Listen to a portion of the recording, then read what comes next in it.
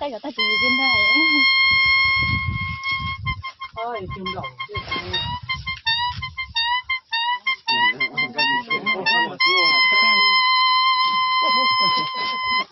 chết tứ nhưng chết tứ nó ra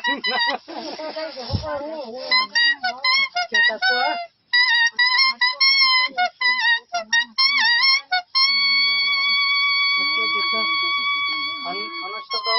nó cho tao còn cho tao nó chỗ phụ tê đấy nó nằm lẩu tên nó nằm lẩu thì cho tao có xuống gì rồi nó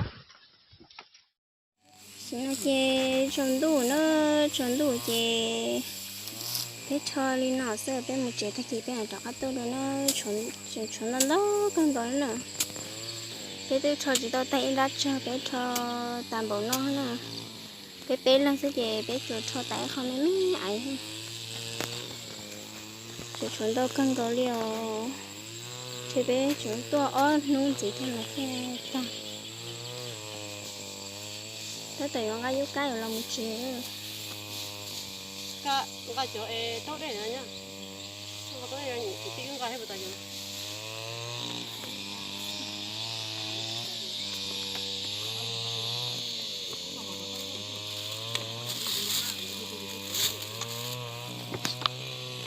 làm ba không chỉ dùng chế nữa chỉ là trốn đùa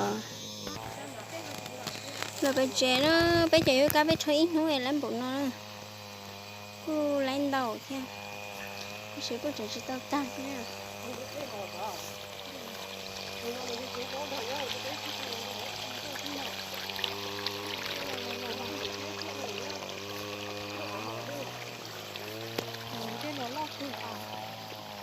thật tội lòng cho nó về nó lại cho ta nữa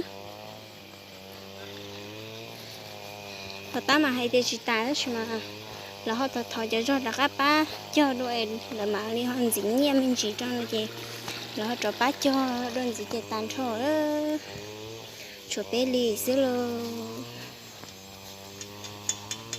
rồi bây giờ lại to bên hơn gì mà ta nè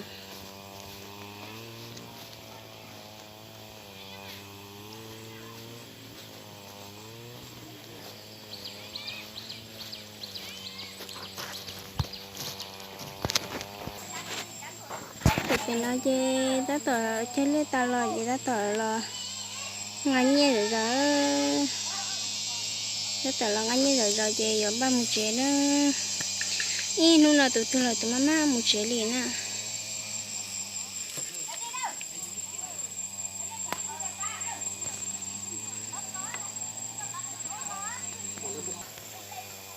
cho ta tờ ở ba một chế ý nu là chế từ là từ xa mama là một chế con gà liền à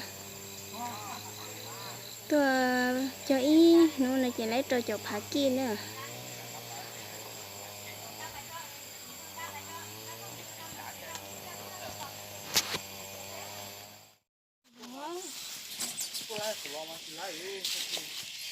có thức sang có làm một chế hả?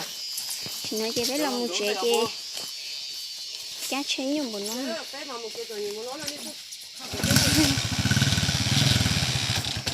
chắc không phải lấy gì chả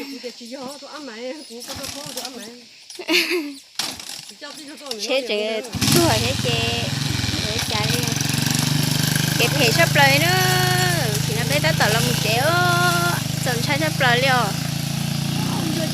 ủa chắc của bác sao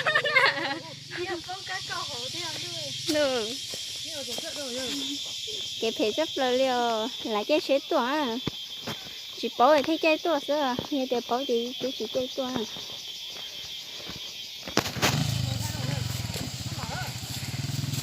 ta tỏ lòng nó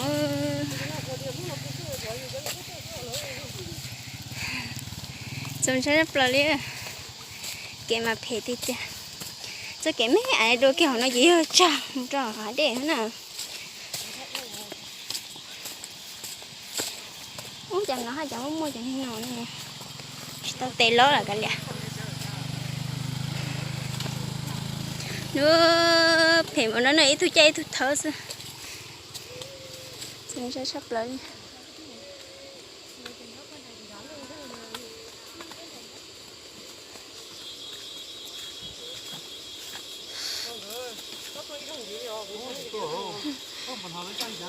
Bây nè, ta chỉ nói chỉ bỏ, chỉ chết tuổi.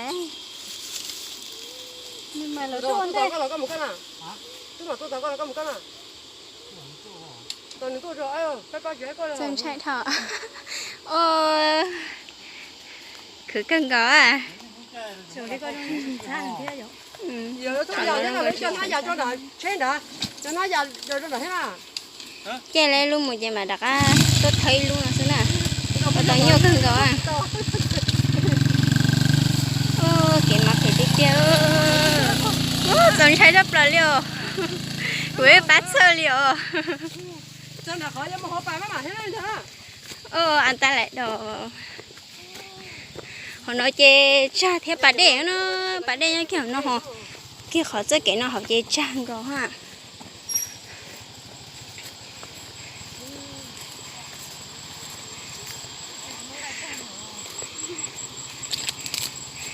Cái chết chân chạy. Nó ráo. Anh ta lại tít tia liêu. Trời ơi chả liêu.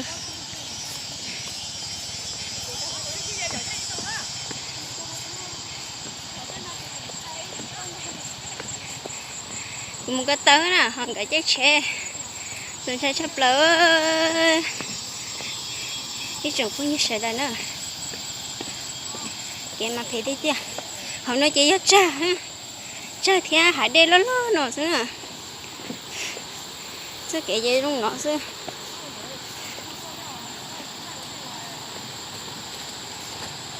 Ô. Chân chạy không có điều. Chỉ năng có cũng một giờ đâu, họ chỉ chân chạy thế. Còn nó họ chỉ cha xưa cho cái nhá cái nó chỉ cha cho họ nữa. Như tiệp lập là nó cho họ chỉ luôn tại họ cha. Sẽ cái gì luôn nó thay nó mà nó có chỉ chua. Chân chạy là chỉ mà bỏ kia tiệp mà chân chạy rất là được. Nó mới tôi chờ luôn câu ha. Tôi rong ôm một vị con đó.